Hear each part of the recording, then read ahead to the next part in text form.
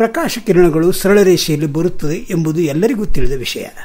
ಆದರೆ ಇದನ್ನು ಖಚಿತಪಡಿಸುವುದು ಬಗೆ ಹೇಗೆ? ಈ ಪ್ರಯೋಗದಲ್ಲಿ ನಾವು ಇದನ್ನು ಖಚಿತಪಡಿಸಬಹುದು. ಇದಕ್ಕಾಗಿ black board Duster, laser pointer ಹಾಗೂ ಕನ್ನಡಿ ಬೇಕಾಗುವು. ಲೇಸರ್ ಪಾಯಿಂಟರನ್ನು ಆನ್ ಮಾಡಿದಾಗ ಗೋಡೆಯ ಮೇಲೆ ಕೇವಲ ಒಂದು ಬಿಂದು ಕಾಣುವುದು. ಈಗ ನಾವು ಬ್ಲ್ಯಾಕ್ ಬೋರ್ಡ್ ಡಸ್ಟರ್ದಿಂದ ಬ್ಲ್ಯಾಕ್ ಬೋರ್ಡನ್ನು ಒರೆಸಿ ತೆಗೆಯುವ. ಡಸ್ಟರ್ ಮೇಲೆ ಸಾಕಷ್ಟು ಧೂಳು ಸಂಗ್ರಹವಾಗಿದೆ. ಲೇಸರ್ ಪಾಯಿಂಟರನ್ನು ಆನ್ ಮಾಡಿದ ನಂತರ ಅದರ ಸಮೀಪದಲ್ಲಿ ಡಸ್ಟರ್ ಮೇಲಿನ ಧೂಳನ್ನು ಹೊರಚೆಲ್ಲಿದಾಗ ಈ ಧೂಳಿನ ಮೇಲೆ ಪ್ರಕಾಶ ಬಿದ್ದು ಒಂದು ಸರಳ ರೇಷೆ ಕಾಣುವುದು. ಬ್ಲ್ಯಾಕ್ ಬೋರ್ಡದ ಮೇಲೆ ಇನ್ನಷ್ಟು ಸ್ಪಷ್ಟವಾಗಿ ಇದನ್ನು ನೀವು ನೋಡಬಹುದು.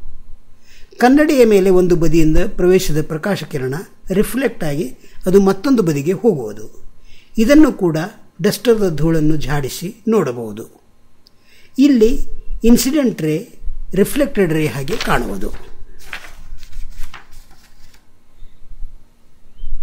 ಈಗ ಇದು ಪಾಯಿಂಟರನ್ನು ನೀವು ಅಲ್ಲಿ ನೋಡುತ್ತಿರಬಹುದು.